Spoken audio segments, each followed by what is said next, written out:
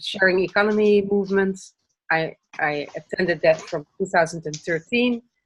Became more active also for Peer-to-Peer Foundation, and further, I don't know, I have worked for government a long time. I have been attending some different group projects, and the interest in commons and beyond has gone also beyond the last 2 years, I would say, in a project in Rotterdam, where a community was there, software development was there, and they're still waiting on Holochain to be developed in the sector, and then they plan to develop over that. So it was quite interesting, I must say.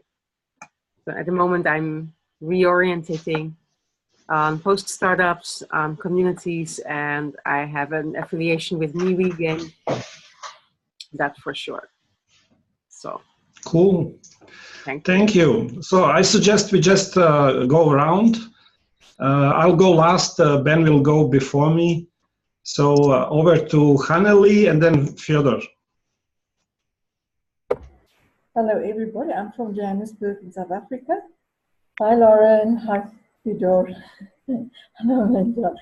And I'm involved in a few projects, but the ones closest to my heart is a journey with young people around the globe, an impact journey, and also collective sense making.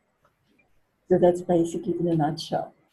And how collective sense making is helping us to get to coherence points and synchronization points in people across the globe who wants to collaborate with each other and to see where the power nodes are. Cool. So we have 3 continents. So Fyodor, then Ted. Okay, great. My name is Fyodor Ovchinnikov. I'm originally from Russia, but now live in Oakland, California. And together with Manuel Manga, my mentor and partner, we are building Institute for Evolution Leadership, which is a leadership development organization helping develop leadership capacity for redesigning cultures and institutions for a better world, rather than just being successful in what exists and what creates all different problems we have. We also do Evolution Future Challenge, which is our humble attempt to create kind of one prototype of an incentive system to support change work, systemic change work for what it is, rather than, again, old patterns. So that's it. Very excited. And the Institute has been a member of the TRCC for about 3 years. And we're very excited. We've always been international, and it's great to see a kind of internationalization of TRCC. So that's why this particular conversation is very exciting. Thanks. Over to Ted, then Laureen. I'm Ted. I'm originally German. I live in Massachusetts, about 2 hours from Boston. I co-founded and work for Sociocracy for All, which is a nonprofit with 3 people on staff and I think 60 members worldwide. Out of the many things there are to do, we chose governance, and out of the many good frameworks there are around governance, we chose Sociocracy to put all our effort in and help make it easy for people to use it. And I learned this way of doing rounds from you. So, Laureen, then Madeleine.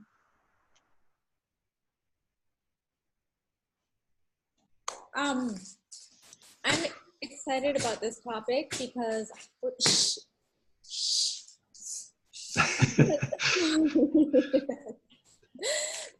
I'm American, but I live in Europe, and I also have like a pretty wide cultural lens because I just go really like across cultures in both the US and in Europe. So I go wider than most people. I'm able to relate to more people than most for that reason. I've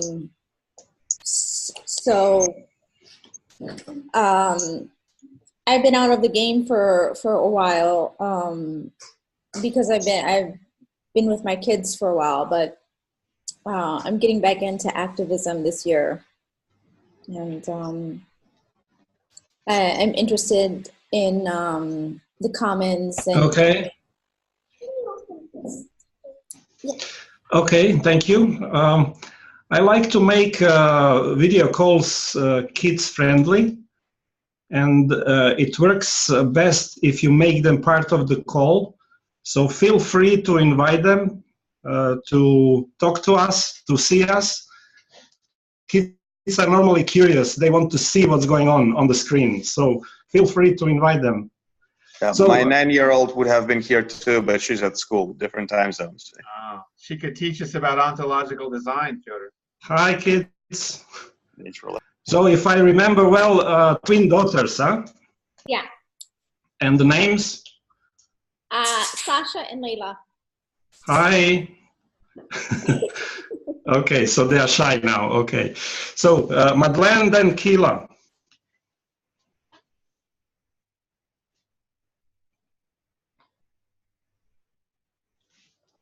Madeleine, can you hear us? You are muted.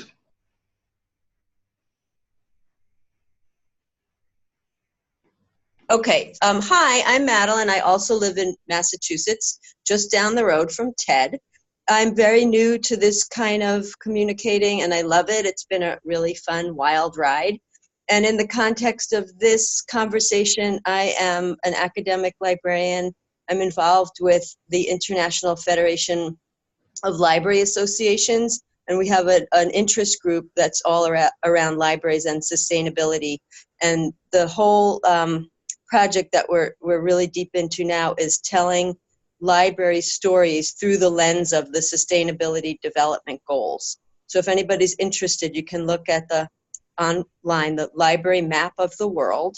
It's a very new thing, inviting in librarians from around the world to tell their story of what they're doing and how many of those goals each story can match up with. So that's my quick context for now. Thanks. Keela, then Sue. Thank you, Nenad. Yeah, pronounced Keala. Keala, okay. Good to see some familiar folks. And Madeline, nice to see you again, especially hearing that the fascinating story about the library system. I love that. I'm based in the Pacific Northwest of North America, Portland and the Columbia Gorge area. Been involved in the communities movement for some time, which has taken me to the focus of connection with the Global Eco-Village Network, and also Robert Gilman's work around the Bright Future Network, which also takes a perspective on the planetary era. So I'm very keen on these types of conversations and feel like they are critical as we bring global and local capacity building and that sort of framing. My background with permaculture as well as informs a lot of my living system and whole system design work, and I'm a consultant with Village Lab and also have been part of founding an organization called the Jenna, or an organism called the Jenna Alliance, where we are deliberately not another mega organization, but are actually a collaborative capacity that we're building there, where we refer to it as a participatory commons. So in the realm of commons, working in that realm a lot as well, from a lifelong learning perspective. So that's me, and happy to be here with you all. Thanks. Sue, then Tom. Hello, my name's Sue Hall. I live in Portugal. I'm a Brit. I've been here 10 years. In my working life, I was head of the European and International Unit for the Community Development Foundation. I'm now working on a project, a re-economy project, but I'm also going to California for 2 months early next year. So I wanted to make some connections and just to say hi. So great, thanks. Cool. Tom, then Ben, then me. Hello, everybody. I'm Tom Llewellyn. I'm with Shareable.net. I'm based in Oakland as well, and we'll be in California when you come through in 2 months. So maybe I'll get to meet you then. Nice to see a bunch of folks that I know on the call, and some folks like Amanda who I haven't seen for a little while. So Shareable.net, we are most known for our publishing. We also do a fair bit of organizing work, working with groups to start new sharing projects and working with city policymakers around the world to enable community participation and good policy that enables sharing and supports behavior change and all that fun stuff. And most recently, we're kind of starting to look at the UN Sustainable Development Goals a bit more and figuring out how we can kind of align kind of sharing work within those goals and kind of build more power from that side, whilst empowering existing community initiatives. And I am the Strategic Partnerships Director, and I'm always looking for projects to collaborate on and things that kind of line up with our work, and also new directions to go in and fun new games and projects to play with. So I'll leave it at that. Thanks. Ben, that me. Hey everybody, I think I know all of you at least a little bit at this point. And just delighted to be here and see this happening. I'm a little distracted because I'm trying to get out an email update on the whole dialogue to people multitasking. So I'm listening with half an ear.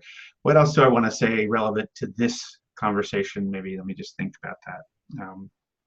Well, I wear a lot of hats besides being a steward of the TRCC and the sort of lead host and designer of this dialogue, which has a US focus. So I'm a part of, for example, the Wellbeing Economy Alliance that Nenad's Three Economy Partners is also in, and supporting the conference that they're developing in Malaga, Spain. There's another conference on climate change and consciousness happening at the Findhorn Foundation in next April that I'm also collaborating with and supporting. There's the New England Food Systems, Food Solutions New England initiative, a collective impact initiative that I'm part of the process team for. There's other things. So I wear a lot of hats, and a lot of them do result in cross-Atlantic collaboration or global, as well as being more local and regional or national. And I'm very interested in how we operate across all those levels. I'm gonna just because we're getting background noise. Yeah, so that's good for me. Thanks. Thank you. And my introduction, I'm based in Europe, in Croatia. City is called Zagreb, it's our capital. And over the last 5 or 6 years, I've been very much active as a net weaver within permaculture and transition movement here in Europe.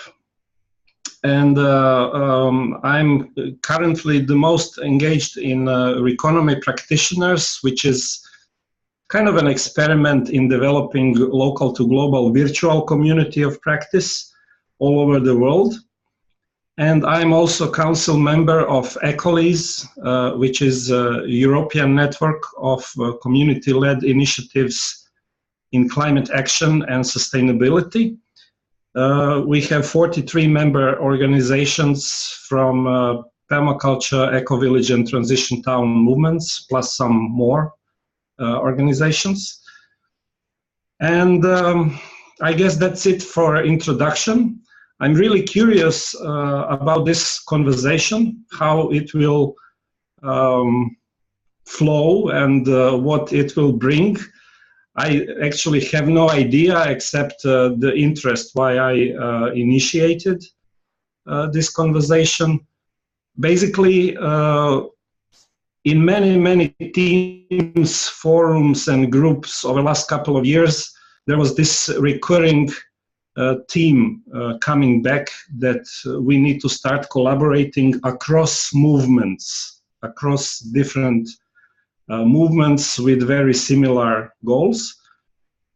And in a way, in all organizations or network I'm involved, and I understand many of you, we actually do things also on a global scale, not only in our countries, but on a global scale as well.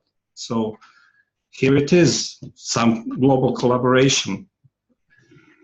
And I guess when I was thinking about this conversation, I was basically most curious about how we and now I'm going to generalize a little bit. I believe that I'm mostly in touch with people that have planetary consciousness already clearly established within themselves individually. And we are kind of already living a new way of life and struggling with a dying conventional system. And I'm curious how to support each other using our resources and organizations we all are involved with by avoiding involvement with dominant conventional institutions. I just want to, explore the idea of direct peer-to-peer collaboration across Atlantic. So that's, I guess, the way how I would put it for a start. And I see many opportunities. I see opportunities in what's being done in permaculture movement. Transition movement is active in North America, South America, Europe. I see many interesting opportunities with libraries that are omnipresent institutions, normally staffed with professional librarians, and basically available as a platform in all kinds of communities. And did I mention sociocracy as a movement also? Spreading around globally. So I guess that's it from me for the beginning. Mike joined in the meantime. Mike, would you like to give a short introduction about where you are and what you do? So now we have 4 continents. Thank you, Nenad. Apologies for being slightly late. It's 6 o'clock in the morning here. And I'm in New Zealand, so Southern Hemisphere. And it's lovely to see some of you who I haven't seen in quite some time. Amanda and Ted, it's lovely to see you too. So yes, I come from the, I guess you could say, the periphery.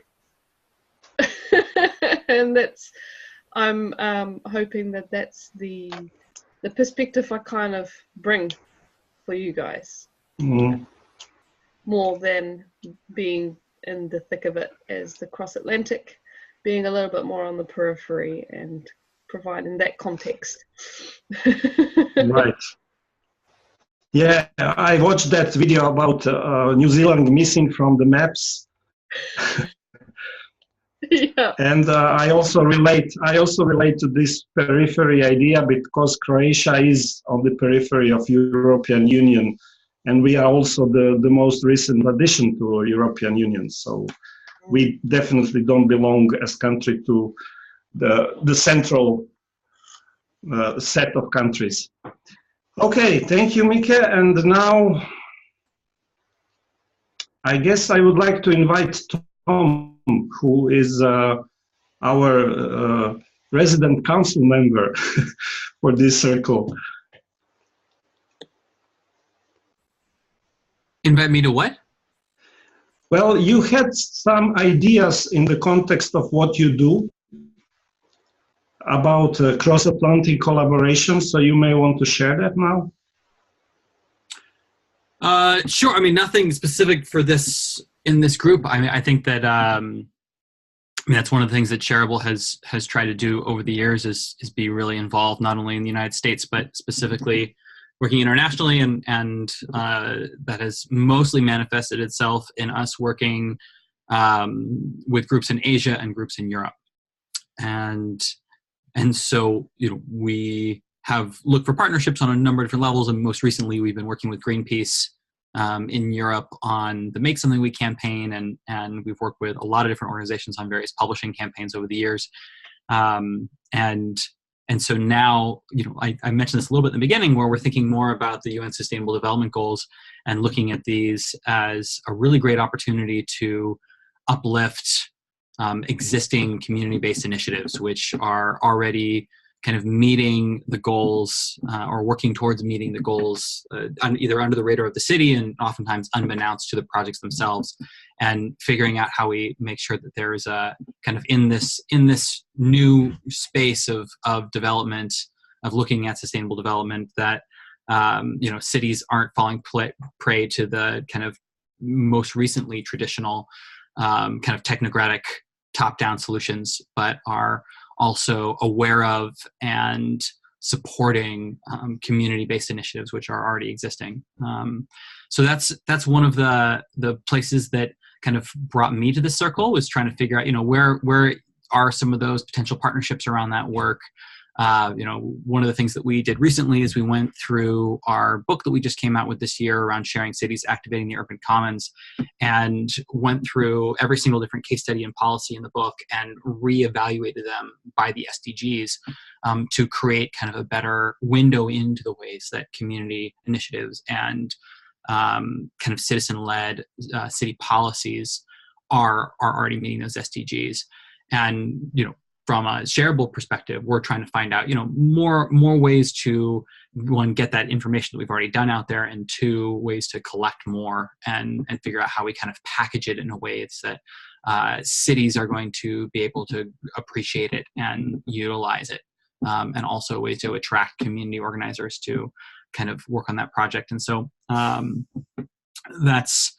that's one thing. But in general, I think at the TRCC up to this point has been really focused in the United States, a little bit working with some groups based in Canada, but for the most part, it's been very US focused. And so I was excited about this kind of node of the TRCC that could kind of be able to bring more outside projects, groups that wouldn't necessarily qualify for the kind of the primary circle of TRCC, but into the TRCC sphere, and bring some of those learnings and everything else as well. So that's what I am excited about, to have all these people in this circle.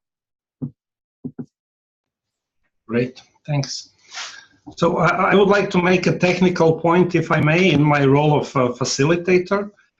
I normally encourage people to focus on listening and to use chat only for facilitation purposes, because it can be distracting and some people cannot see chat if they are on the phone. So I would invite Amanda to share with us verbally. Yes, as a next. Yeah. It was kind of a sign. Sorry for being so busy. I was wondering, just thinking of your idea of planetary consciousness, I see many different takes of that. And recently I was, and I still have to read a big, huge thread on WeShare, for example, who thinks of local chapters and local, countrywide associations or foundations. And every time we have to reinvent the wheel again, we can lean on the others, but there's no such thing as a global structure. And every time we get to I don't know. I think, I'm looking back at 6 years experience now, and I would love to have a global structure and not to make my own foundation again, and not to, do certain steps again.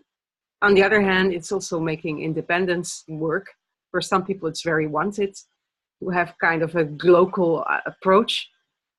But I feel for people that have a planetary mindset, that, I don't know, law is also difficult. But I was wondering if more people noticed these kind of practicalities and differences in a take on global thinking.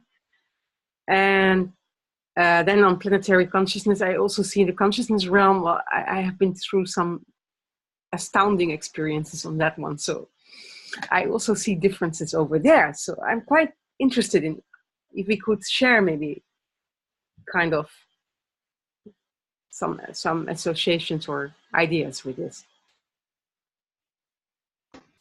Thanks. So here's an invitation.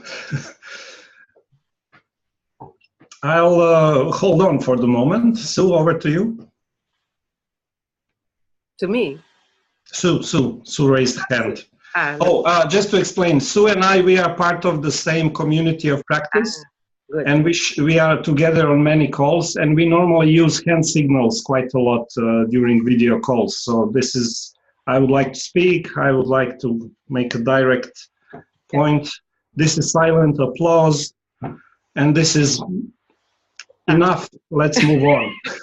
Maybe one more addition. I don't know. I cannot even verbalize.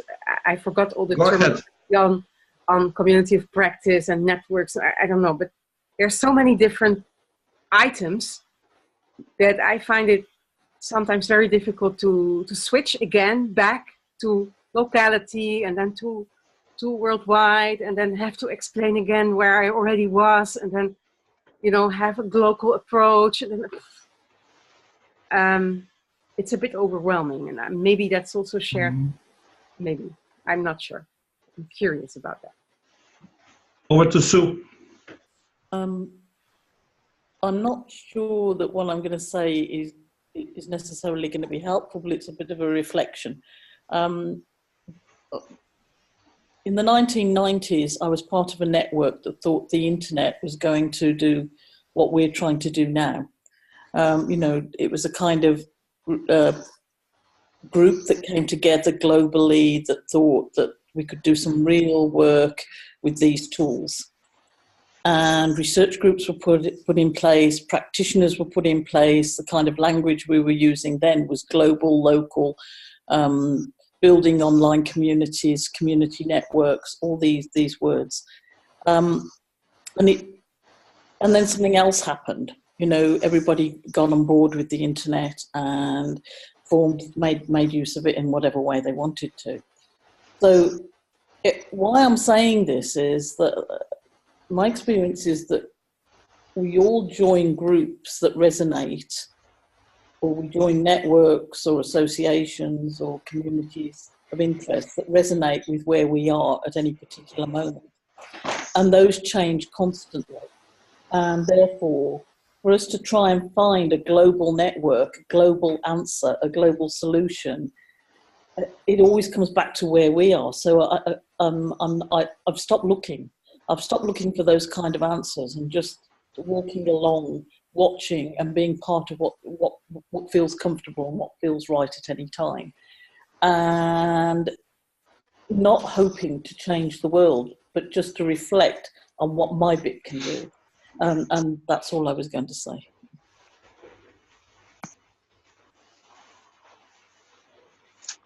Thank you. Anybody move to speak?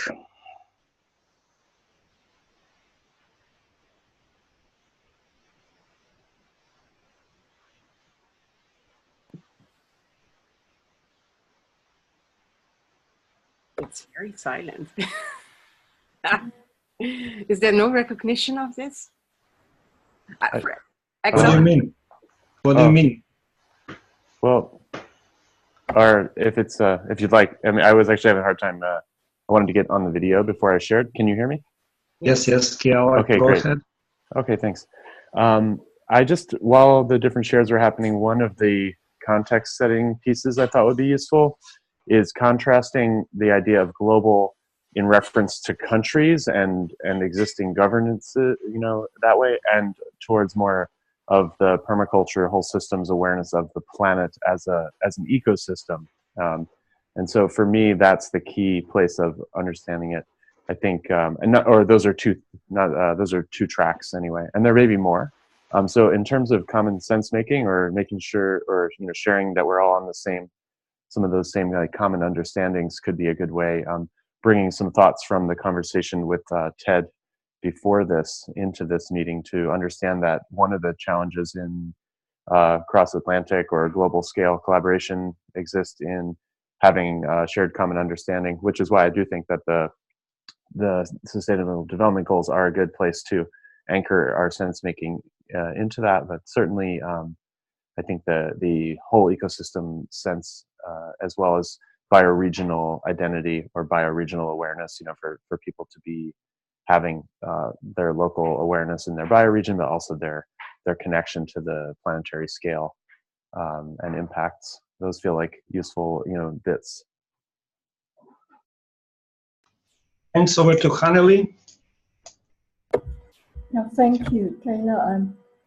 What I wanted to share was exactly about that. In our experience, we look at it more from a feminine perspective, so from the global to the local. So we start at the bigger picture and then we zone into the specific regional, local type focus.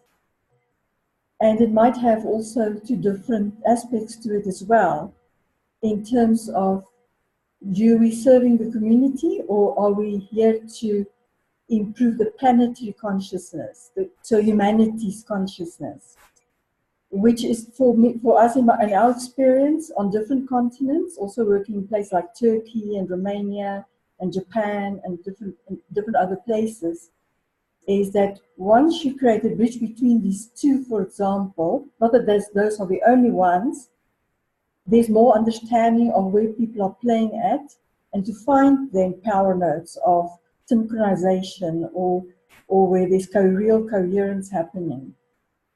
So it might be that you can be in permaculture and somebody else can be in something completely different, but the two bridge between each other, so that there's a strength. There's an old saying in Africa that you build on the strong, on that which is strong, not on that which is weak. And when we then bridge these different parts, so it's in the network, in the net, it's weaving, in that power nodes is where we then see the strength. So it doesn't mean we have to do the same things, but we sort of complement each other in different other ways. And then we can also bring in the others into our own local communities. Because, for example, I'm working with young people from across the globe, and we want to expose them to different projects across the globe that they can choose from, but that they can have a physical, real experience before they decide what they want to get involved in, for example. So it's not they hear about something, they really work with the people in the communities, that they can see what it's about, and they share their skills into that community. That they also can get a more global understanding of, we come from different cultures, different backgrounds, but we can still co-create and co-generate beautiful things. It doesn't mean we all have to do the same, but it's where our intention is on the global level. But just as an example, it's still, the thought is we all have local communities and we exchange the locality globally. But I come to the point that maybe I have more global connections than locally that understand me. And I am not doing anything locally, I'm not, so I have to force myself to physically engage with my local community, and they don't understand where I am. So I don't know, it is maybe a bizarre picture, but I wonder whether that's A, healthy, and B, whether it's recognizable and who I should be able to talk about that, So, and then our infrastructures are not facilitating this. They're facilitating locality. And every time I have to explain, guys, maybe we should have a global structure. Maybe we should not reinvent the wheel on every local chapter again. Maybe I don't want to. Maybe we should not have a local approach. Maybe we should have a global approach. Perhaps. Mm-hmm. I don't know. Mm-hmm. So, like that. Okay. Technical. Very good. Thank you, Amanda. Technical point. When you raise a hand and you see me nodding, that means I saw you. Okay? So, Miki, over to you. Amanda, you'll know very well that I can speak to your sentiment. Because of my locality, I am literally on the outskirts, and I have most of my contacts, communication is done virtually. I have local connections, but I wouldn't say that they are, they're not connections I can share my worldview with. They have parts of it. And like Amanda, that makes it extremely difficult. So essentially, what I hear a lot is that we work from local to global. That's a really, really important aspect, because we learn, like you connect locally, you need to work within context and understand in context. The problem is that some of us are actually working from the other side. Mm-hmm. So there is no local context. We're completely global, and so there is no global concept yet to bring that in. Now, like Amanda, I've been struggling with this for the last 5 years. I do all my learning online. Part of it is my own context, because I'm a stay-at-home mum with 3 very, very young children. One is 7 months. So that means that I can't easily go to training, sessions or conferences, which also minimizes my ability to connect physically with a lot of these concepts in the realm of locality.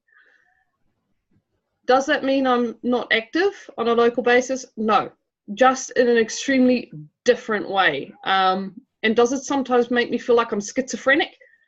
Yeah, absolutely. Very much so.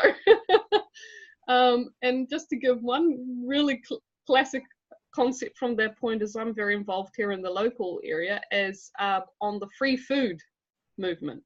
So that's just starting to get traction here in New Zealand. And we have all sorts of initiatives, including food forests, community gardens, a massive map of New Zealand where you can find fruit trees and food sources in literally, common locations that are not actually owned by anybody. They're not on private property. Sharing sheds, street pantries, you name it, the lot. If we carry on this way, we might be putting supermarkets out of business soon. So there again, there is that locality. But do these people come from the same thinking? No. And you'll find every walk of life, every kind of different, with different requirements and different means. But for me, that in some ways makes it really, really beautiful. Because it's highlighted for me on a local level that although I have my global community, which is more aligned with my global view, I can do work that is extremely important and meaningful and that does make a difference on a global level in a local community with people that don't necessarily share that worldview and may have very, very different reasons why they're doing it. And that's kind of how I reconcile it, is the fact that I realized that there is a neural network sitting in the background, which is my global family, like yourself, Amanda. But to express that, I need to express that through a locality, just that like I am in my body, and local expression of me. I haven't learned to bilocate, so I can't express myself somewhere else or apparate myself somewhere else. I have to do it from where I am. Great. Madeleine was bilocating a moment ago, so she learned that. Okay, I have 4 points to make, but I'm still holding on. Because for me, somehow this talk about planetary conscious people is very much connected with evolution of humanity. And Fyodor is doing some work with the Evolutionary Institute. So I'm wondering, Fyodor, I cannot see you, but if you would like to share. Yeah, sure. Yeah, I mean, this is all about the same thing, because evolutionary leadership is connected to the great transition work and the planetary consciousness, the planetary era, and all this. So when I'm listening to that, of course, I resonate with all these notions of local versus global, and so technology enables us to find tribes, and just statistically, it's more likely for us to find people who are exactly like-minded when we work with 8 billion people instead of, as opposed to working with, you know, a few thousand people locally. And this is great. This is how we could basically navigate our identities and create environments for ourselves to reinforce different patterns that we want to see more in our lives and in our work. So I think this is very exciting. So we also, I think it's very important to kind of align different networks, as you were saying, Nenad, right? So I've noticed that too over the last actually year. You said a couple of years. You know, I've seen that more and more over the last few years, but especially so over the last year. Meta networks and networks that are global. One thing that I see that frustrates me a little bit is that when next meta network tries to emerge as another community of practice with a strong identity, with that competes with other identities, right? With an infrastructure, with a very clearly defined purpose that is very narrow, and all these kind of things, right? So I think that, yeah, and then trying to map everything that's going on for 8 billion people, which is not possible. So to me, the beauty of it is that nobody really knows what's going on in all places, and we don't need to agree on some very, very narrow specific things to be able to collaborate and learn from each other. And so some of my colleagues and friends and contacts, we've been discussing over the last couple of years this idea of protocols of learning or protocols of collaboration across networks, which is kind of accepting the fact that there are many wonderful, beautiful things happening that we will never know about. And but we can discover some of them as we go. And it's okay that none of us is in the center of anything. We're just in this sea of networks and initiatives, and we can find alignments, and this is beautiful. And when you meet somebody who is who seems to be like really cool and doing some really nice work, some of the things we think is like some distinctions we thought about is like, first, what do we share in common? Did you say particles? No, principles, protocols of learning. Protocol, like internet protocol, right? So it's protocols of learning. So what would you do? Protocols, yes. So what do you do when you meet some alien from another network, right? So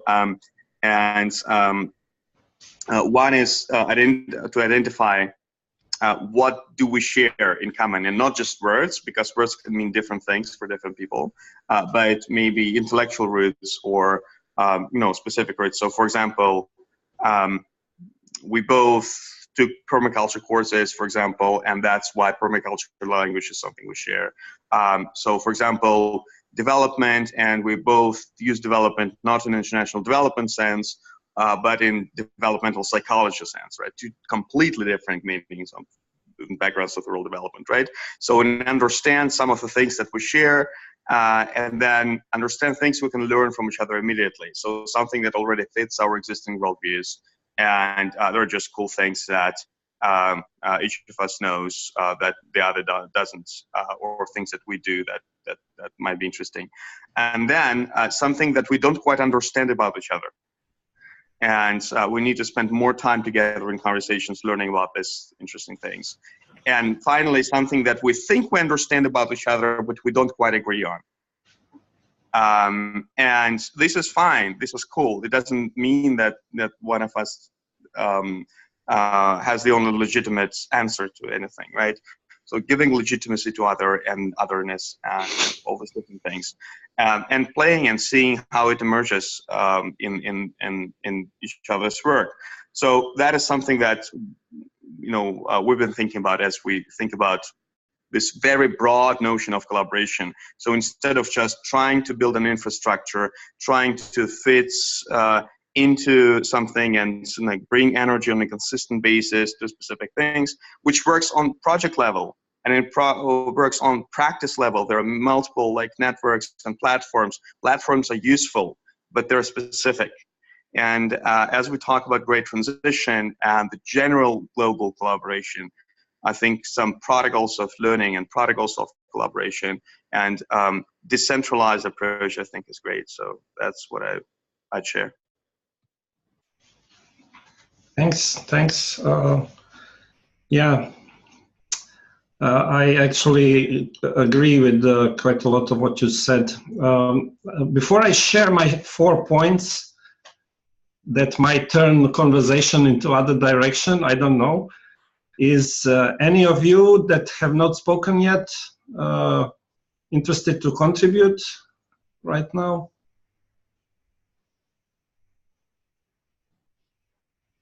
Madeleine? No? Yes? Okay. Then Amanda. Just a brief remark, and also I apologize, I have to leave in about 10 minutes. So I just want to give my appreciation for just knowing that you're all out there, and that I love that idea that we're in the same neural network. I really do like live in like 2 parallel universes, and I'm just trying to come to terms with that, like what's right in front of me and trying to have these conversations, and then being in this sort of, I just call it like cosmic space with people like you who are just thinking on that very, very, very global and beyond level. So just saying thank you, and I'm glad to be here. Thanks. Amanda, then Ben.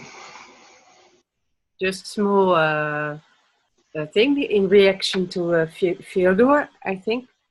Not everybody is just focusing on projects. So it's interesting. Some people work globally on the relations mostly and on the knowledge mostly.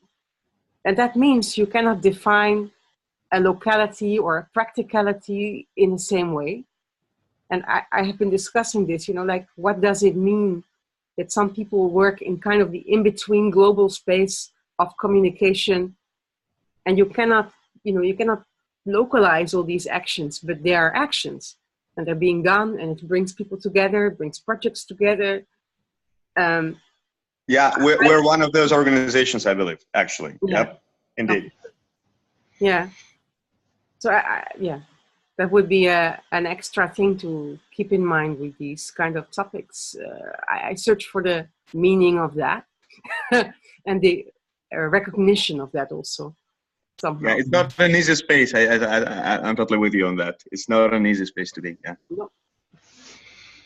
Thanks, Ben. Then me. Well, just to pick up on that, there is this this phrase projectism that I've heard Gar Alperovitz use. And he to kind of say that's a problem at times. So that's a name for that.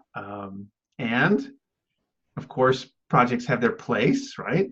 So I just wanted to also note that, this is the open dialogue session for the Cross-Atlantic Collaboration Strategy Circle, right? So we have people that are, I think not everybody here is in the circle, if that's even clear at this point. And the circle has, is a project in a way with a couple of things it gets to do. So I just want to name that, as we're having this conversation, we can be thinking about those tasks, because there's not a lot of time to do them. We want this to be lightweight too. So one of those is to nominate an organization, which might, and maybe a specific project, maybe a collaborative project across organizations, to be considered in the TRC grant making process that is U.S. specific, but it could have a U.S. anchor, but still have a cross-Atlantic or global dimension to it. And then the other is that there'll be a small amount of money that this circle will get to use for a project or something else. And that'll be more in 2019, more flexible. But as we're talking, so I was thinking, for example, when you were speaking, Fyodor, about how we create shared meaning, and Ted and Lauren and I were talking about this before this conversation started as well. And Lauren shared a specific PDF compilation of some of that kind of stuff. Maybe that's an interesting project. Is there something that can contribute to those protocols that you're naming, Fyodor, in some lightweight way? So just want us to be aware that we have this to work with as we continue. Thanks. Yeah, and to me, again, especially given the criteria that's the organization needs to be US based and a nonprofit, just immediate gut reaction is shareable, obviously, as a hosting organization for something like that. Or your institute. Yeah, but we're not. But so we would be interested in getting involved for sure. And actually, Neil Gorenflo and I had this conversation about collaborating on something like that. Yeah, absolutely. Probably no shortage of organizational hosts for it. So. Yeah, we can get fiscal sponsors all over the world, no problem. US included. So. Okay, so we moved into practical direction, but let's go maybe back to a dialogue and this conversation. The 4 points I wanted to share, prompted by something what I've heard. So as I explained, I come from this experience of transition town movement, which is very much about street and neighborhood level, very local. And actually, my frustration with that was that there is not enough global connections. And not only that, we kind of, even when we reached out within our own bubble, and there were not enough connections across these bubbles. And for me, this is somehow a common sense, something that needs to be done if we want to really scale, as we normally say, what we are doing. So I just want to flag that as there is also frustration from the opposite end, not only from this global towards local end, there is also frustration from local to global end. And as I said, for me, many of these things are just common sense, and I see a clear commonality between what people that connect globally do and what people that connect locally do, and it's about building relationships. It's simple as that. It's just common sense. So how do you build relationship? This is also known. My special area of interest within permaculture is social patterns. So you build a relationship by giving your time and attention to a relationship. There is certain emotional intensity that is part of building relationship. There is also some form of reciprocity and trust building.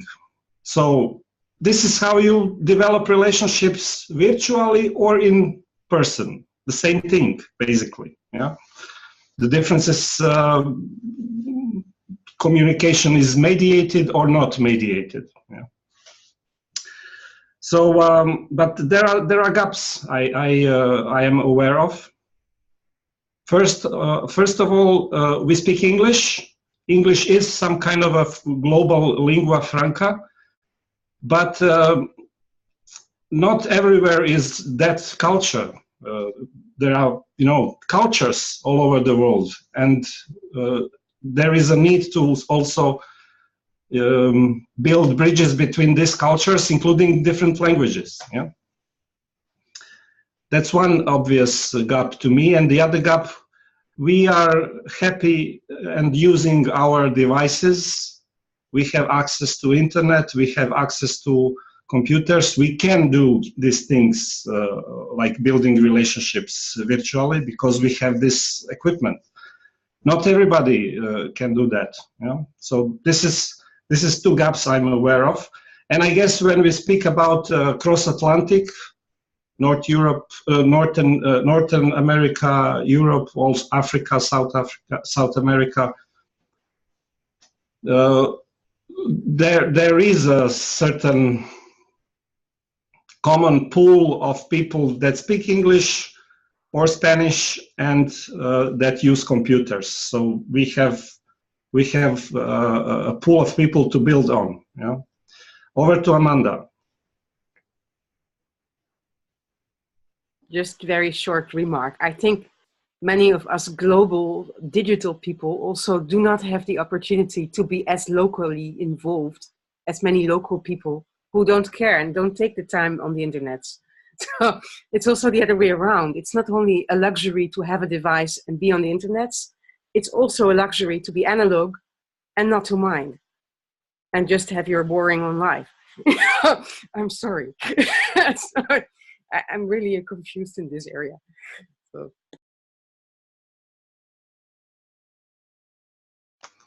Ted, are you coming in? I'm reading your face. Yeah. I mean, I guess Amanda was aware of the judgmental language used there. Yeah. So anyway, but it did create a little bit of a disturbance in me. In general, I'm sitting here having a hard time grasping because I noticed, for example, I know, Nenad, who's so far away from me, so much better than people 2 streets down the road. Yet I live in a co-housing community, so my immediate need of being local and being very close with 100 people is very matched too. So I feel like I'm in a sweet spot about it. I guess I don't like I guess I don't see any need to go down that road of what is better or worthy, but it doesn't matter, both, period. It will be one of those both places, and the sweet spot will be somewhere else for each of us. That's not a conversation I'm interested in, to be honest, because I don't see the point. And I'm also actually, now that I'm sitting here, struggling more and more with the transatlantic notion, and I'm sorry for saying that here, because of that effect, because the real bubble, the real bubbles are not geographical or maybe not even language. I mean, the real bubbles are class, politics, all of those. So I guess I spend a lot of time both virtually and in an analog space with people who are like-minded. That's tricky. And yet, of course, that's where the ease of collaboration happens. So I don't want to talk that down either. There is the place for home and the place for alliance. So it's I mean, that's the web in which we all exist. So I guess then for me the question is, what's our aim? Do we want the connection, the learning together? That's great. Do we want to do a project? That's another polarity that I don't want to judge. There is the hanging out together, building relationships, and there's the polarity of let's do something, and that means we're not going down every rabbit hole of who got triggered about what. Then we're just like rolling up our sleeves and doing something. So yeah, I mean, I guess that's sort of my starting point. Okay, and now what? And that's, neither of those conversations, basic conversations about either or, I'm willing to have. Complete. Thanks. So just so you know, I don't build relationship by hanging out. I build relationship by doing things together. Over to Ben. I just want to put a quick plug in for the original impulse of this conversation, the strategy circle. To say there is something special about the cross-Atlantic relationship, and there's an opportunity there. And yeah, we cannot, it's not that that's the only way to go or that we're privileging that, but it helps to have some focus, some clarity. And I think there's a lot to be explored. You named some of it, Nenad, in terms of the shared language and the affluence that gives us the technological capacities. There's culture. There's a lot that's in motion already, there that we could build on and play with. So I just want us to, if we get spread this, it's hard. So Fyodor, Mika, and maybe even Tom would like to come in later. We'll see. Fyodor, over to you. Yeah, thank you. Yeah, so I think that's, now we're talking real. So it's cool. So basically, just wanted to share what I've some distinctions made by Fernando Flores that I find pretty useful. 4 types of conversations: conversation for relationship, conversation for learning, conversation for possibilities, and conversation for action. Right, and very often we confuse the 4, or we have different expectations about the 4, and that's how tensions are created. One of those. things. Fernando Flores, a former Minister of Economic Development of Chile, in Allende government, and then professor at UC Berkeley. So basically, the idea is like, I mean, very often we jump, especially like in America, what I found as a Russian is like people want to do business right away. It's like they meet, like I have 20 minutes for you, what do you want? And without that context, without relationship, without shared context, without learning, right? And without exploring different possibilities, usually it's early convergence. It's something that people jump into as the most obvious solution without exploring other possibilities, and potential is often missed because of that. More of that because the relationship is not there yet. There are breakdowns because the relationship is not there yet. And this group is, I know that Ben knows everybody a little bit, and I know that a few people on this call had met before they came into this room. But as kind of this space, we have some deep longings and some immediate needs and all this kind of things, right? And jumping into like, oh, let's do something. I think we need some context building for that. Because, for example, as I said, okay, I can jump into this call and say, hey, Neil Gorenflo and I has been talking about last year about this, and we've been member of the TRCC, let's just do this project. And hey, Nenad, I know exactly where you need to be in this project. Yeah, sounds like me. But I'm holding that back. And it's like, hey, and maybe it's not even that project, and maybe it's not even relevant at this point. Maybe the TRCC is evolving in a different direction, and it's beautiful, and we need to support that, right? So that's kind of where I am with all that. So trying to appreciate also, the difference with which people are reacting to things, and some of us wanting to do something, some of us are reflecting on existential questions and things like that. And I think that there should be a period of that while we're building this context, and also knowing that at the end of the day, there is a possibility to do something together is a great guiding thing. So we can know that, yes, us being here is hanging out, but also moving slowly towards that. And in terms of in terms of timeline, and in terms of the stages of this conversation, I think like Nenad, you as a caller of this conversation could do something, and Ben as an overall host of the TRCC. So I'm just trusting everyone and specifically you guys to do that. Thanks. Over to Mika.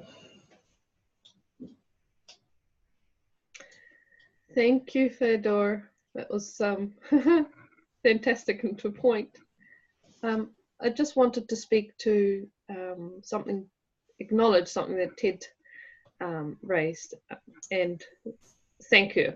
Thank you for naming that fact that often what we perceive as our realms of difficulty are anchored in, as you say, quite often are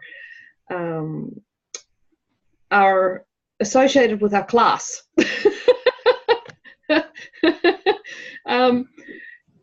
And we're not always in actual fact, many of us who are not used to thinking in that term it's a blind spot, if that makes sense. And I say that because one of the things that, for me, transitioned the way I worked from more local to obviously the global, being more on the ground here to being virtual, is the fact that I'm a mum, and I'm a stay-at-home mum. Now, that decision of staying at home looking after my children essentially, without realizing, and in some ways disenfranchised me from my local context. It shouldn't have, but it did. And that's not something that we necessarily think about. We just do it. We almost accept it as a norm. And consequently, we don't realize the boundaries and the difficulties and challenges, but also the strengths that come with that. So yeah, that was something that really, thank you, Ted, for actually raising that, because that's an important, for me, that's a really important aspect to where we're at. And of course, those things do change.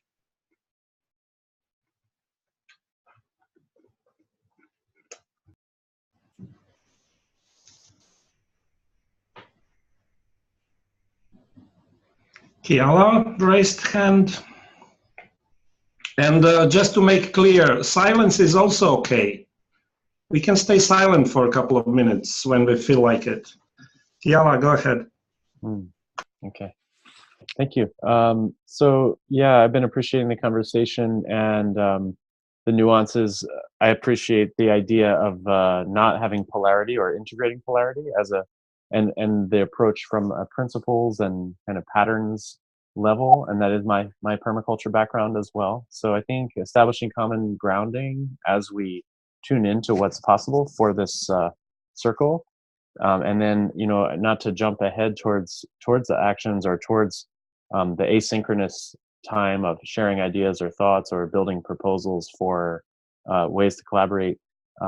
Yet my mind does go to that a little bit, you know, the ways to do the asynchronous idea sharing and building on some of those pieces around how some of the patterns of what we can do. And one of the other pieces I'd like to just offer into that from Gregory Bateson's works, the difference that makes a difference. You know, so as we tune in together in this time, in the planetary timing that we're in, and facing various potentials of hitting different boundaries, how do we tune in together in that way and then sense into the difference that makes a difference that we can engage together?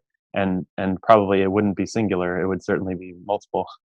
So that's its own complexity. But the other metaphor that I would like to offer is the harmonizing one, which is around the quality of making music together, or harmonizing voices when singing together, and things like that. So just bringing that intention and sharing that.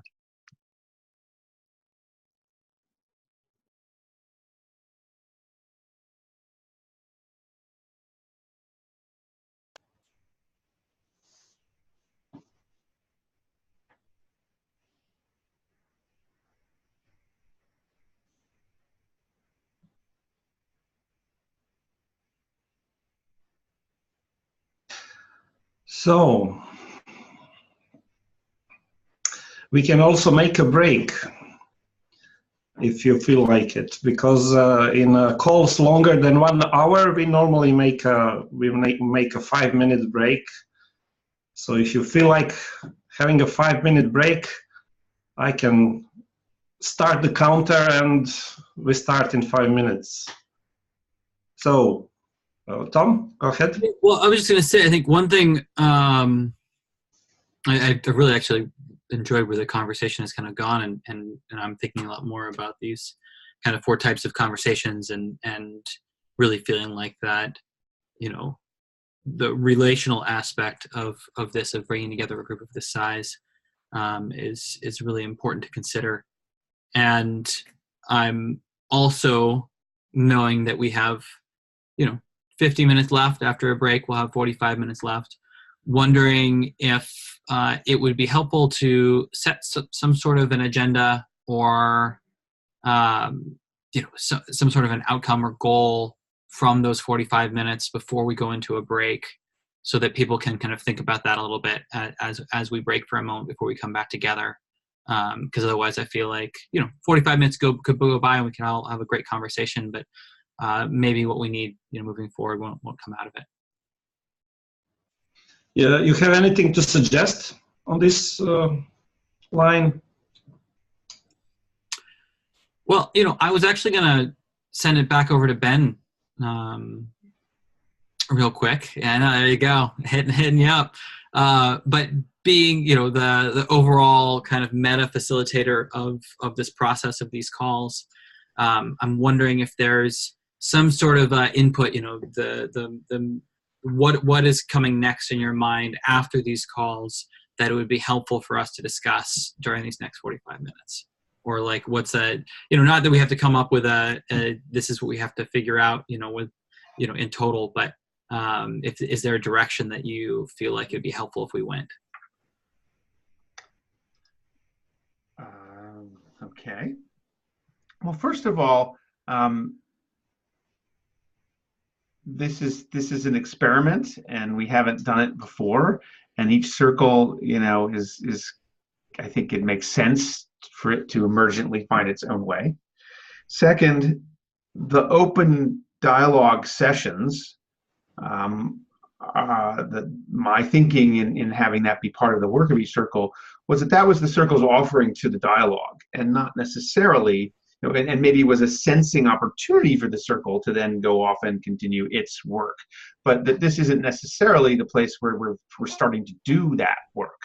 And I think that the conversation, most of the way this conversation has gone, probably fits that framework, and I don't feel like there's any need to force it into, how do we serve the next steps of the circle proper, whether it's coming up with a nomination, if the circle wants to do that for the grant making process, or what kind of project or other work the circle might want to use the little bit of funding it will receive for. So I would go back to Kayala's naming of Gregory Bateson's core question. What is the difference that makes a difference? And invite us to sit with that. Okay, so I suggest we do make a 5-minute break. I'll start the counter, and I will share my screen so you will see the counter and you know when it's over.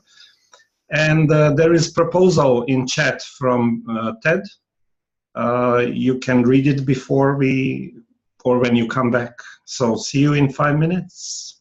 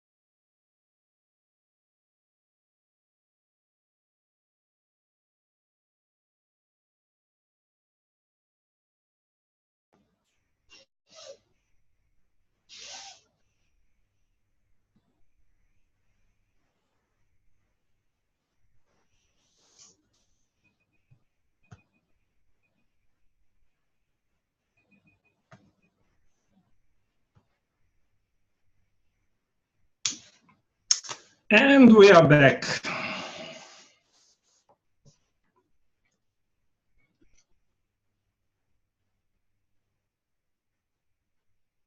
So, whoever starts first. Ted, go ahead. I want to explain my proposal. Sorry, I have a ginger chewy thing in my mouth. Is it hot? Mm-hmm. So good. I would like to understand sort of what is the context around us in terms of, you know, not constraints, but what is the rule set that we're operating in? I would like to understand that from Ben, make sure everybody understands what they're signing up for. And that might inform whatever happens next. Right. Yeah, makes sense. I'm always known to sort of be the pragmatic, you know, like, let's just think about the next step kind of person.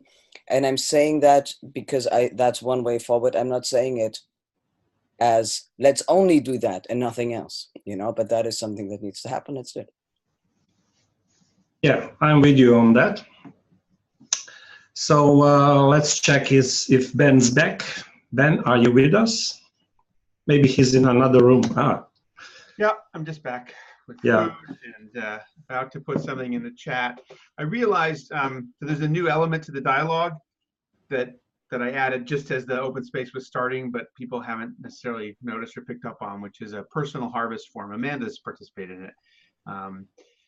So that we capture some little nuggets from these conversations that become part of the collective record we can use for meaning making in round 3. We had about 200 of those last year, just little jewels.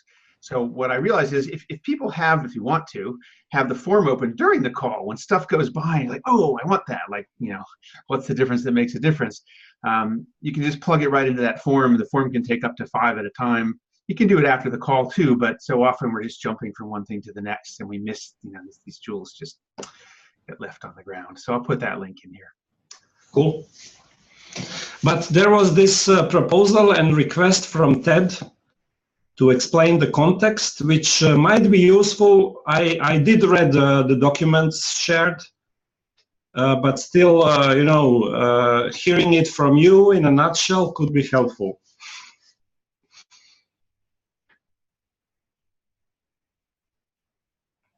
Is there a need for Ted to explain the request or proposal? Maybe explain it just a little more. What is it that I haven't said yet that you want to know?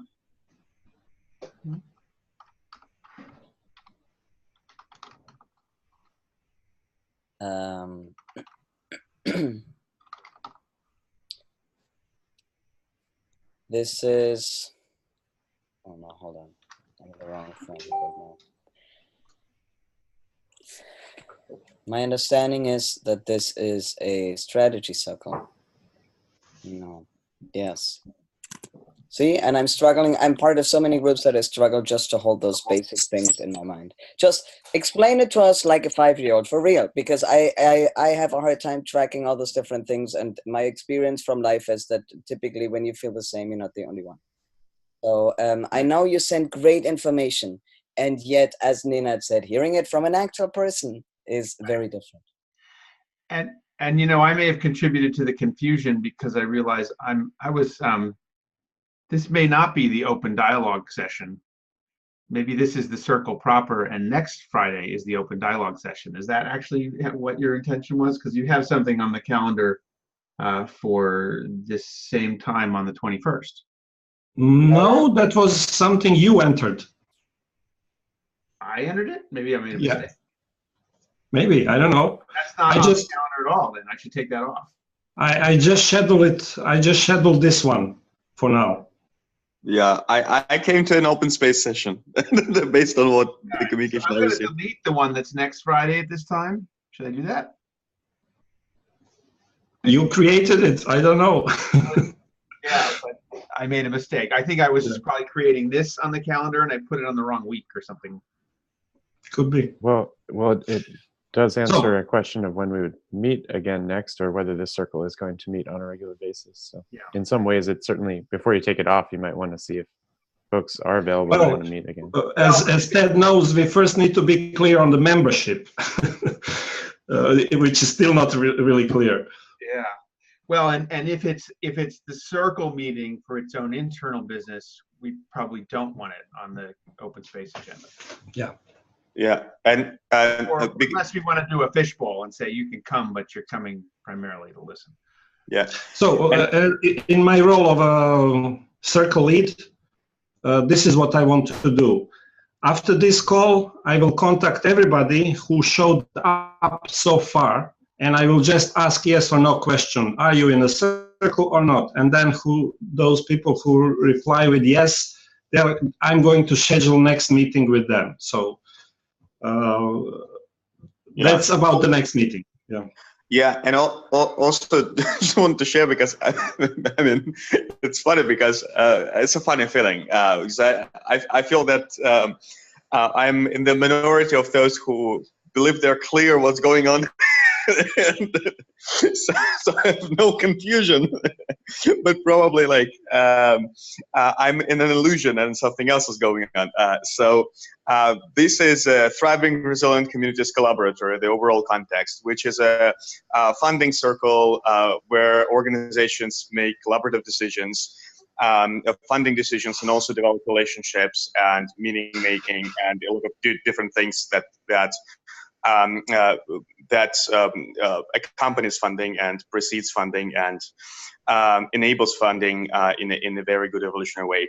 And this is kind of a sensing phase with this open space, so that TRCC could engage larger community of people doing change work in different places, so that those who would like to be more involved in TRCC and actually take the time and take the attention to talk about specifics, kind of connect with the broader community, go out of their bubble, connect with the broader community, sense what's going on, maybe invite new people into the internal circles based on these sensing conversations.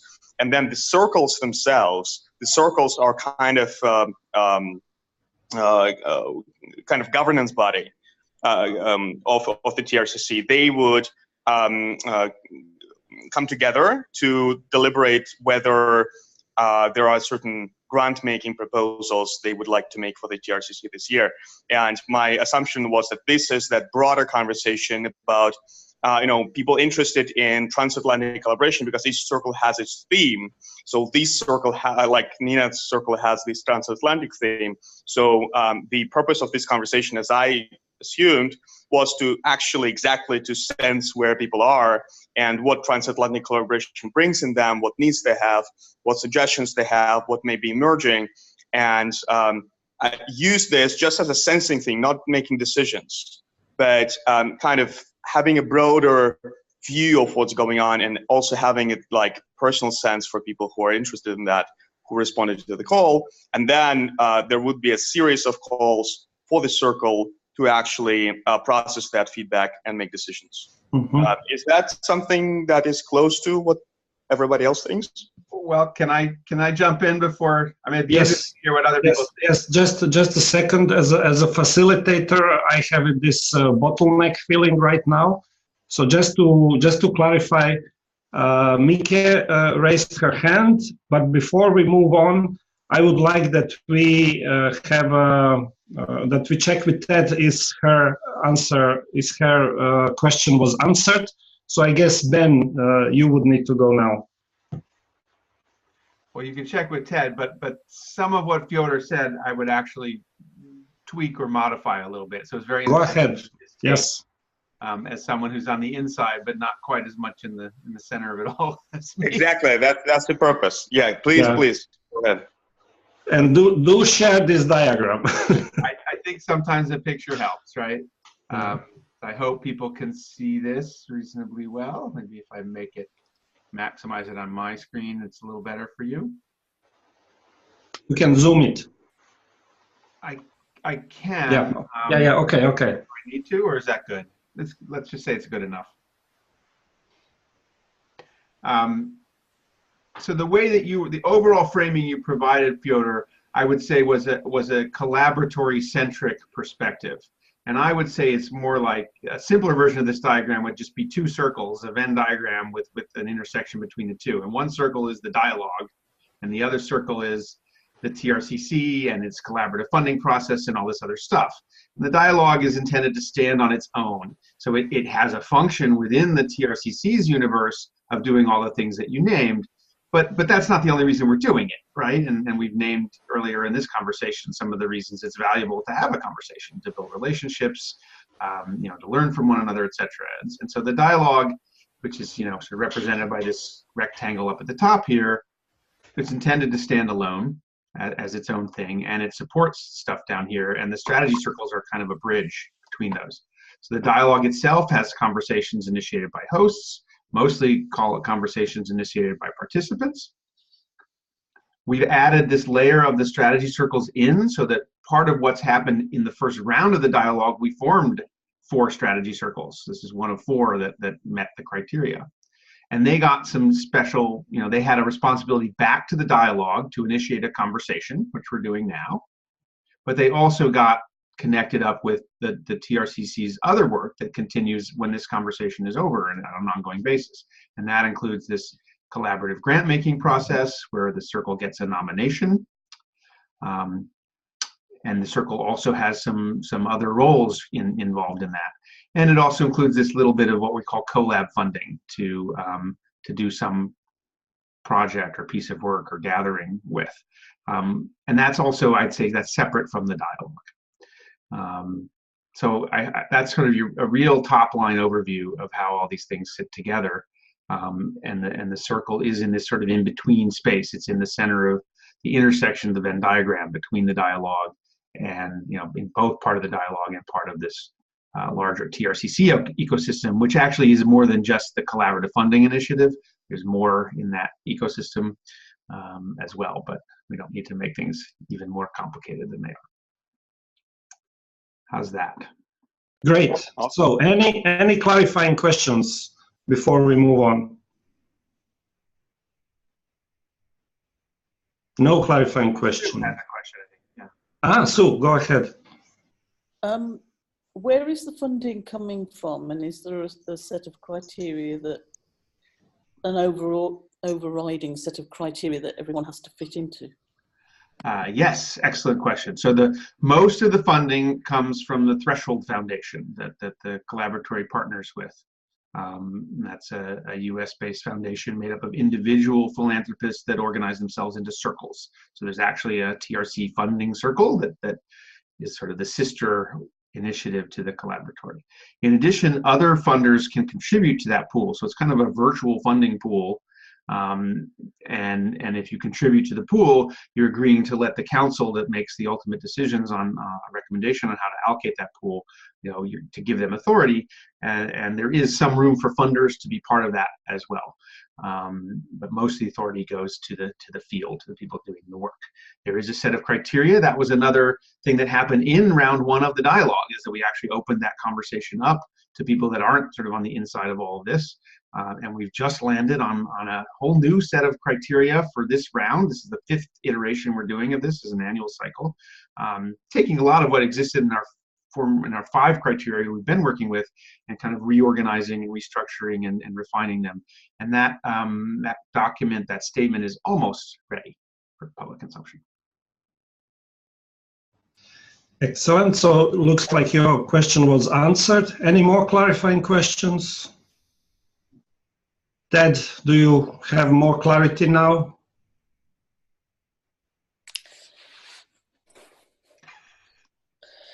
I guess I have questions that might be important, like one step down the road, and that is, how important is it for strategy circles to have defined membership and all of those?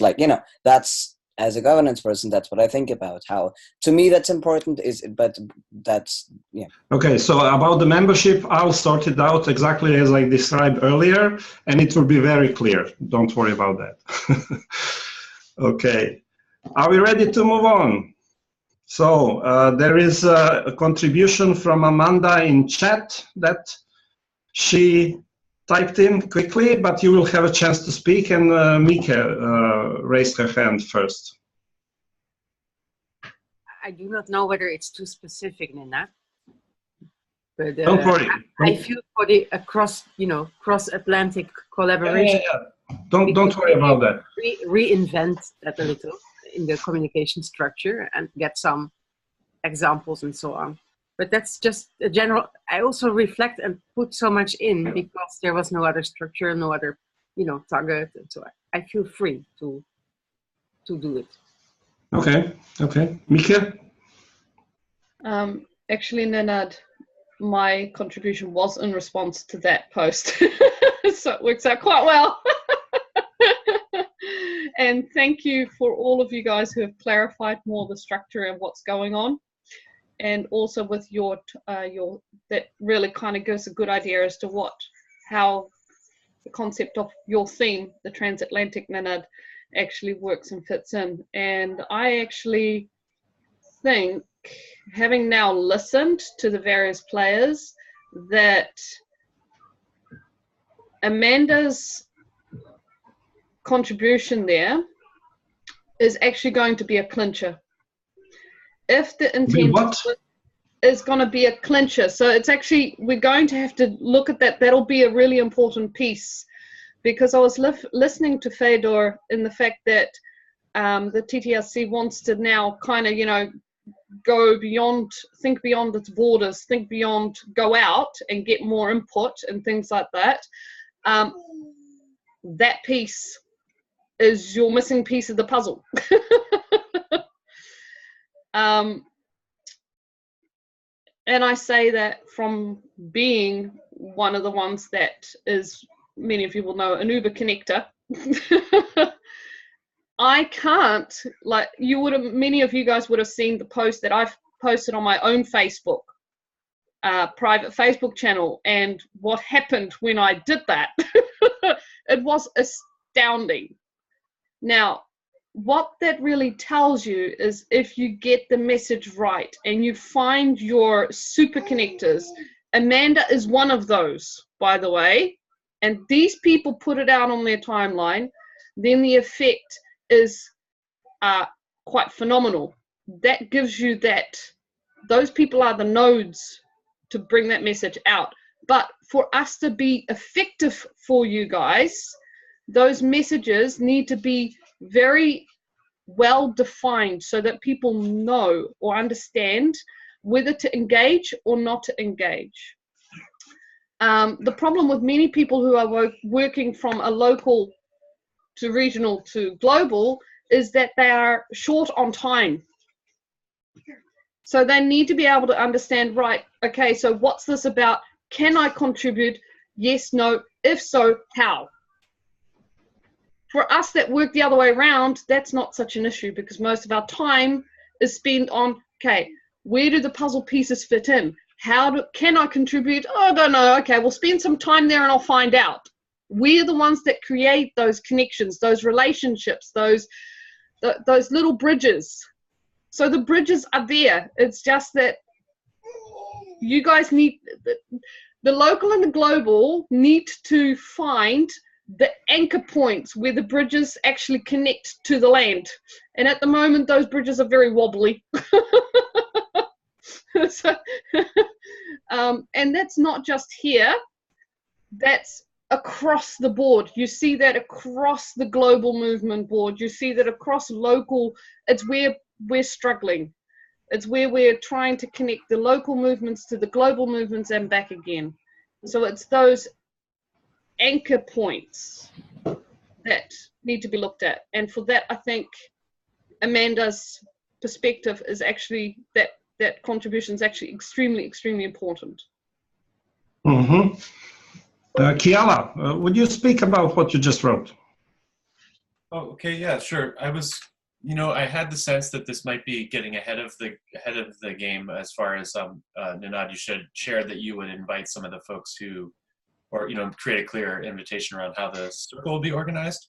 I did feel that since I wasn't already part of the circle yet, that I may not be completely in the know on that. But the part that I was sensing into is, the ability to share seeds of potential collaborative projects or initiatives that could be looked at, and then whatever platform that sharing will happen in. And my sense is that whatever you do come to with this circle would also be useful in the other strategy circles as well, so that we could start creating some common patterning around that. And I bet that Ben even has from the past some of the best practices or skills have been there.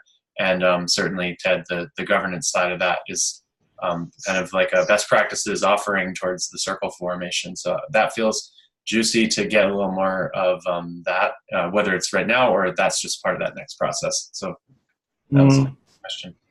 So just to check quickly, when I was initiating this circle, I shared this blog post titled Popping Bubbles. Just signal who had a chance to actually read it. Okay. So let me just explain briefly. So Mika, what you described is exactly what we are addressing in Reconomy Practitioners, local to global virtual community of practice. Most of our members don't really spend much time online. And it's really important for us to somehow support them and engage them. And when we discussed about this recently, our question was, what would we do if we had 200 people in some town or neighborhood? And our answer was we would do open space event. So we kind of started thinking about organizing online open space event to move forward with what we are doing. But important to know, we are completely not interested in branding it. It's not about Reconomy Practitioners. We just want to host a conversation that is across bubbles. Okay, so if you're intrigued, maybe read this. It's really short. Okay, so I have a feeling that we are kind of going somewhere with this, but still we will need to continue a conversation as a strategy circle, and everybody who was involved so far will be invited to just decide, are you in or not in a circle, and we'll see when to meet next. Oh, that's it about practicalities. Now, we have more or less 15 minutes left, just so you know. Enjoy, Ben.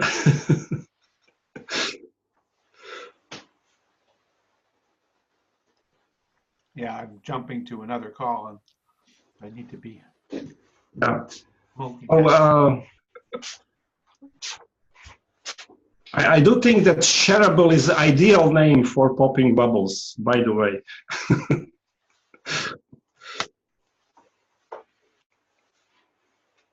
Do we do a closing round or so? I don't know, maybe it's too early for closing round, but we could, yeah. It could take some time. Yeah, that would be cool. Yeah. So who would like to start with the closing round?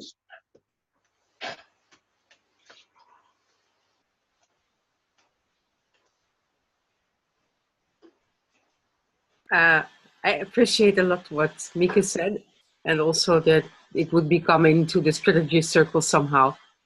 So I'm very much up for it. Yeah. Okay. Let's try this. Name the next person, Amanda. Kiala.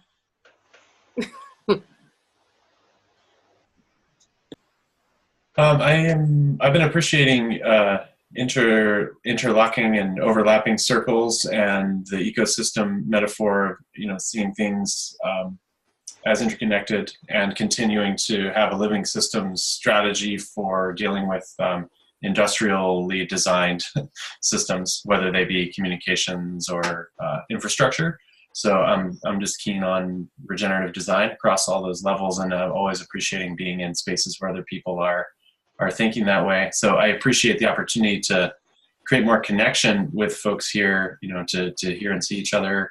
Also, where it can go next, and then from a learning perspective, how these how these groups will play out. I did just take a quick scan of that article. I know I'm in the right place, as far as where that goes, and the process around the difference that it makes a difference, that inquiry around the leverage points and the trim tab effect, how we can make a difference together on some of those planetary level concerns. And one last little metaphor piece that felt good for me, that came in while we were talking about planetary to local, is the idea of breathing. That in a way, when we're breathing at a planetary level. Like if we think that way, it's a way of bringing it in, and pretty much everything we're doing is happening at a planetary scale. So anyway, that's a piece to offer, and much appreciation. And I will. Hanali, you want to go next? Thank you, Fiona. For me, it's also I'm sensing into what's busy happening here. I'm more sensory, and I can just tell you what's happening in my body at the moment. There's a flow of energy, so I usually wait for it to show itself in terms of a form or a structure. So I can feel the living system of what's busy happening here. Can you name a next person? Lauren?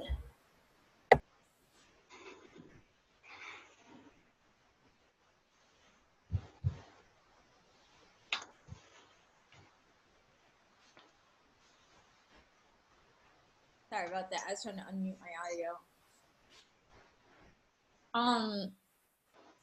Is there a topic that I'm supposed to talk on, or should I just talk? We are closing, so be brief, and then name the next person.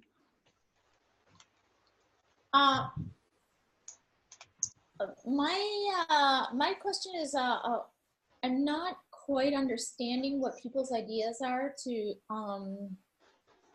what are the practical implications of all of this, like what Mika said, like how do we gain the clarity to give our message to someone like Mika or these Uber connectors? Do people have ideas? Because I've been wondering how we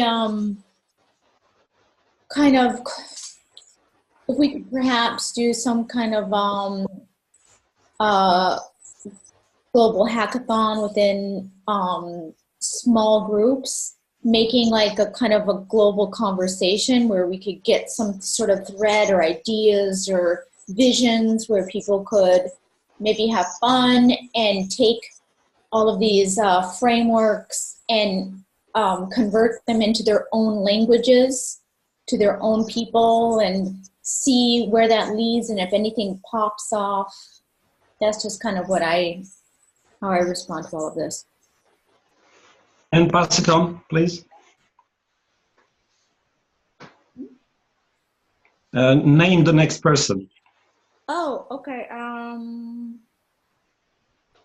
Who hasn't gone yet for this last round?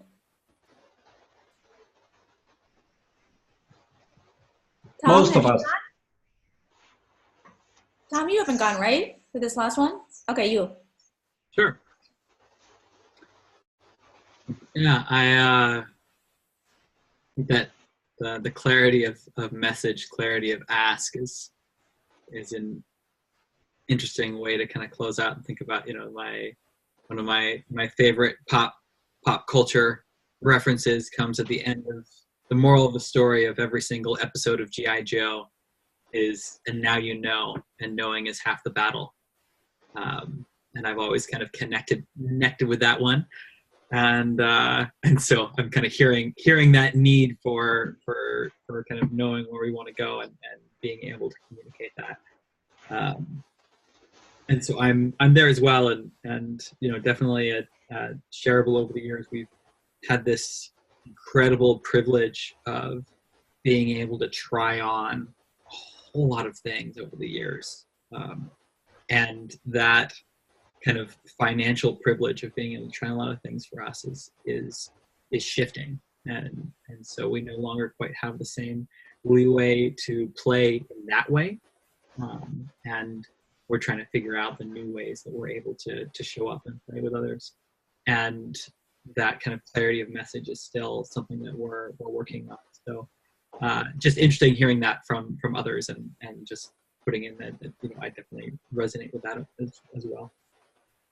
And let's see, I will pass it on to Sue, who I saw raise their hand. Thank you. I'm not sure what to say. I'm reflecting. I'm thinking about, is it Amanda's suggestion? My feeling is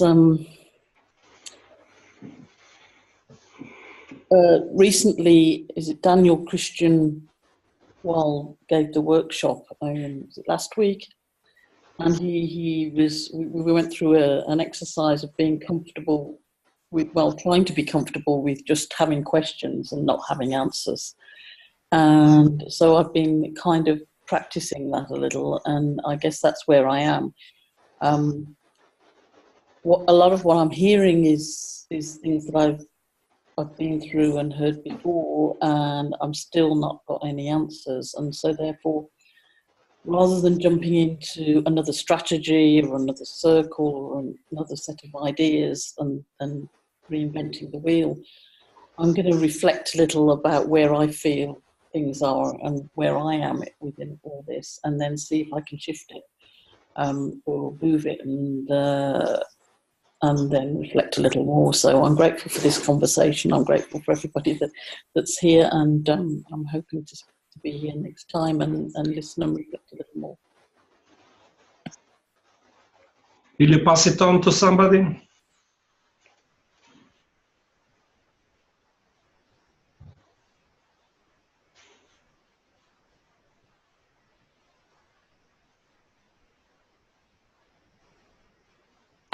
Sorry, Amanda.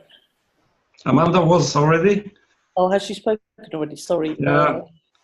Who hasn't spoken then? Ben hasn't spoken, I guess.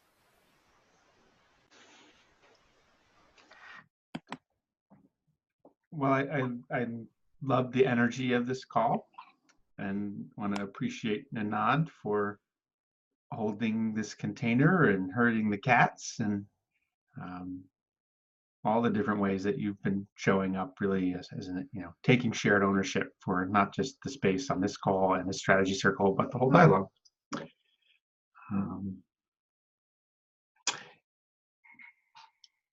I want to name just the pattern that one of the things in the TRCC was part of its original design is that there was money in the field, in the system. And there's always a tension around how to not have the money swallow everything up. And yet it's clear, particularly when people are busy, and this is nobody's day job, that it makes a big difference as to who shows up and the kind of people in the room that might know what the difference is that makes a difference. And this is a fractal of that, right? I love that open space is showing up at lots of different levels in all of this, and there's a core practice and a connection point between, say, me and Fyodor, who maybe I know the longest of anyone here. I think there's something very powerful, and like many of these group practices that have been developed over decades, it's only being utilized at a fraction of its potential, and it's evolving. All these things I see evolving. So even a lot of people wouldn't recognize this as open space, what we're doing here, but I think it is. And then I want to name something that didn't come up and is really striking to me, which is in all of our talk of local to global and cross-Atlantic and everything, regions and bioregions. I didn't hear them named. Maybe I was just too busy multitasking, but to me, and the TRCC has this grass tops theory of change, or this little tagline of think think global, act local, collaborate regionally. There is another strategy circle that's a regional one. I'm not saying it has to be here, but it's just kind of striking to me that didn't show up. And with that, I'm complete. And I will pass to Ted? Did we hear from Ted? Nope. No, you haven't heard from me because I always feel self-conscious when I miss something, and I was out for a few minutes. Then coming back is hard. Anyway, but I thank you all and see what happens. That's as bland as I can say right now, while still having said something, right? Okay, so Mika and Fyodor and me, and I think then we are complete.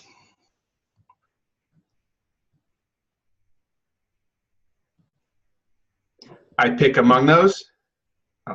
I'll and Ted's going later. Is that it? I'll pass to you then, Nenad. I thought Ted was just... So, Mika, then Fyodor, I would like to be the last. Cool. Thanks, Nenad, for the clarification. I thought that's what you meant.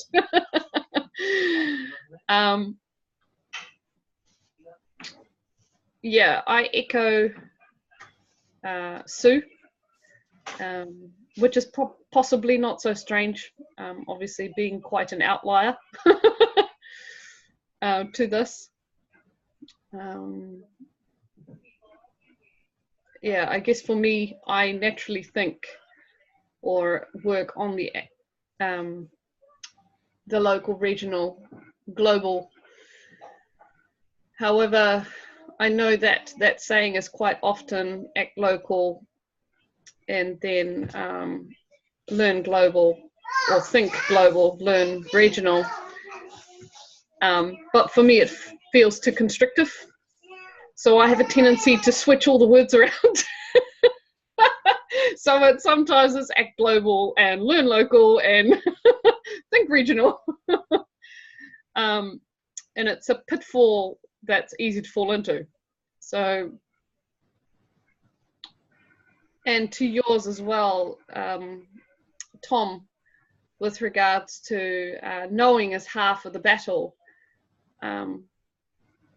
I always go back to Einstein saying that if you spend 90% of your time on the question, then you'll only need to spend 10% of the time on your answer. In actual fact, the answer often appears in front of you and you sit there and you hit your forehead and you say, dude, why did I not see that? So my invitation, I guess, to everyone here would be, what are the questions? And underneath that, is there one leading question that has brought you here? Why transatlantic? What is it that you are trying to achieve? What do you feel this is being called? What tension are you being asked to feel? And sit with that. Let those questions around that then come, and then don't try to answer those questions, just plot them. And I have a strange sense that if you were to overlay the questions from everybody here already, at the little bubble that we have here, you will start to see that there is a massive, massive pattern, that we probably are sitting with the same questions. We just haven't quite realized it. We haven't quite connected that yet. Thank you. So you're complete. So we are going into Slavic ending. Fyodor, then me. Здравствуйте, товарищи. Hello, everybody. Yeah, so I would basically, yeah, so there are layers of that, of course, as always. So really resonate with Miki and what she said. And I also have my context because of witnessing TRCC over the last 3 years and stuff like that.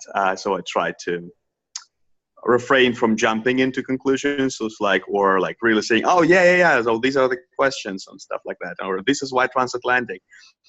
So that was how I came to this call originally, with a lot of very specific, concrete things that I really try to put aside.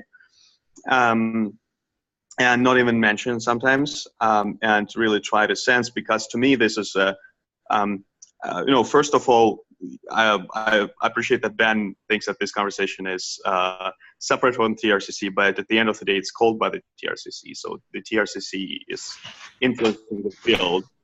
It is, to me personally, it's very exciting that the TRCC is going beyond America, right? Because I think it's needed, because we all have different, we all have different contexts, but same questions. And unfortunately, we have different language and different emphasis, right? So, and that means that it takes time to align. And that brings me back to what Kiala was saying in terms of harmony and tuning in. So, and before we jump into any conclusions or any kind of proposals, tuning in is something that we started doing. And Ben, I don't know, maybe I'm wrong, but my observation is, as soon as you brought that notion of, hey, so we were like trying to go deep into different very broad or very deep questions, and then you said, hey, and we actually are going to name an organization that will receive a grant.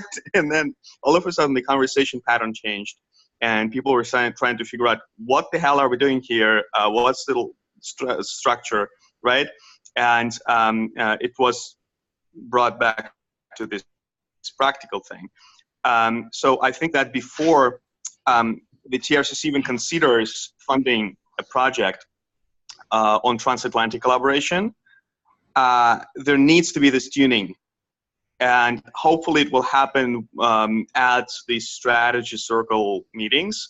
So there's people here in this call who are not freaked out by the uncertainty and confusion and complexity of the whole thing. If they stick around, I'm absolutely sure there will be cohesion over time, built over time. And that is the foundation. And where this is going, I think, is very exciting. And to me personally, very exciting, because, I work internationally, and, I always felt constrained by the TRCC focus on America. I also have a lot of wonderful people around the globe doing this work, including people in this circle, whom I really think would benefit from coming into this space that you're creating. And that is kind of my takeaway. I feel there needs to be tuning, and just as long as we don't jump into very quick conclusions and decisions, and stay together and build more space. And those who decide that it's not for them, that's fine. But those who decide to stick around and engage, I think after this phase, there could be something beautiful emerging. And what it is, I don't know, and we don't need to know right now. That's me. Mm-hmm. So thank you all. I have a feeling that this was a mindful conversation. Feels like everybody's attention got caught into something. So as Haneli shared at the beginning of this closing round, that there is a gestalt of energy that could be moved forward somehow. So I can just assure you that I will do my job of moving this forward together with Ben. So and I don't think we were very particularly nervous about money. So it is also a quality of this conversation that we were not confused with that. Yeah. Okay, so let's unmute and make a little noise at the end. Or I can unmute you all, maybe.